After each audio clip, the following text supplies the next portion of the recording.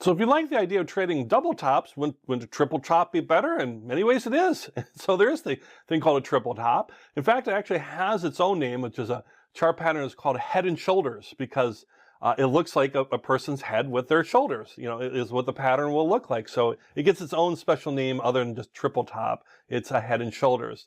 And you'll see these support and resistance breaks here as far as with head and shoulders and how that forms. And you'll see the trends as far as how those develop.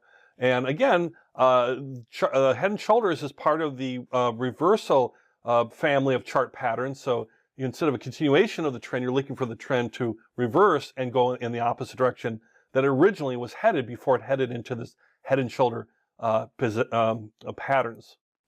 So if we look at this pattern here of our prices, and do you see a head and shoulders? That's a little trickier, but do you think of the top part maybe as the head, where you might put a face, and then do you see a head and shoulders? In fact, let's put a face there. There we are. We're happy. There's our head, and then you can see the pointy tops. Those are the shoulders, right? So that's the head and the shoulders. So numbers 1 and 3 there are the shoulders, and number 2 is the head.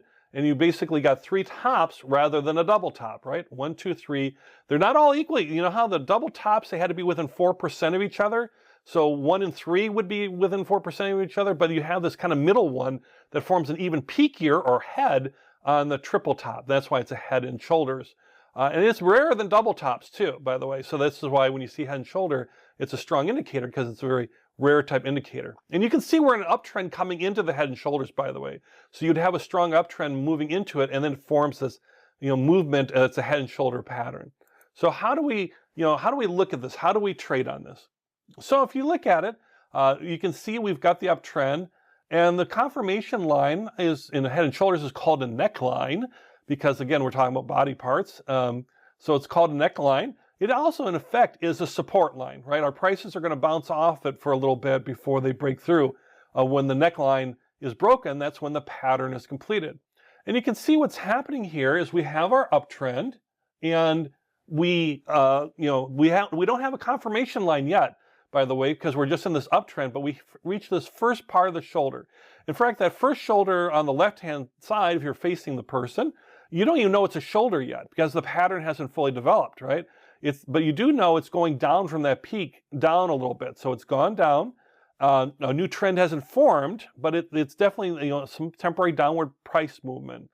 But then it bounces back up and goes past that first shoulder and goes right up. Again, it's to what's later going to become the head. We don't know it's a head at this point either, because we might think, oh, it's just a continuation of the upward trend. We had a little pullback. Now we're going back up, and maybe we'll keep going upwards. We don't know it's a head yet. But now it's reversed back down in forming this pattern, and it's come down and gotten within 4% of that neckline. So now we're looking at, and we might say, oh, we might have a double bottom here, right? Because it's approached and hit that support line twice. But it's a little bit odder because we have that peakiness. A double top, or excuse me, a double bottom, wouldn't be as peaky well, it would form a W, but you could say a double bottom is forming actually. But it doesn't go back up, it goes up to the shoulder part, and that's where you've got kind of this triple top part, right? It's looking at it, and you can see the head, you can see the 2 shoulders, and when it makes that turn at that second shoulder, now you can actually see the pattern, and that's where you're really watching that support line, that confirmation line, and you're watching for it to break through that pattern. That would be the pattern is completed. And so that's what completes the pattern. So to be really ready to sell in this case, because it's an upward trend. You bought, let's say, earlier in the trend, and now you want to sell and book the profits that you had earlier in the trend before it breaks through that confirmation line and goes back into a true downward trend and maybe starts eating away at all your profits. So that's when it's kind of fully formed on that, is the idea of a head and shoulder. It looks like a head and shoulders. You could do the opposite of that, which is called inverse head and shoulder. Maybe the person's like doing a handstand. But you can see on the far left, we're in a definite downtrend, and we can see how the shoulders and the head do the same thing where they form, but it's now the opposite way. So you have to kind of use your imagination to see that head, the peak there of the head and the 2 shoulders.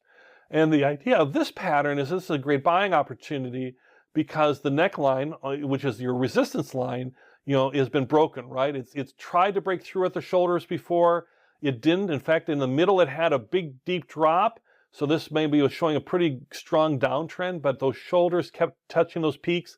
And when it tries again for that third time, see, once it approaches the third time to that neckline or that confirmation line or that resistance line, that's your triple. That's basically your triple part of this inverse head and shoulder. Same thing with the head and shoulder. That's your triple part of it as well.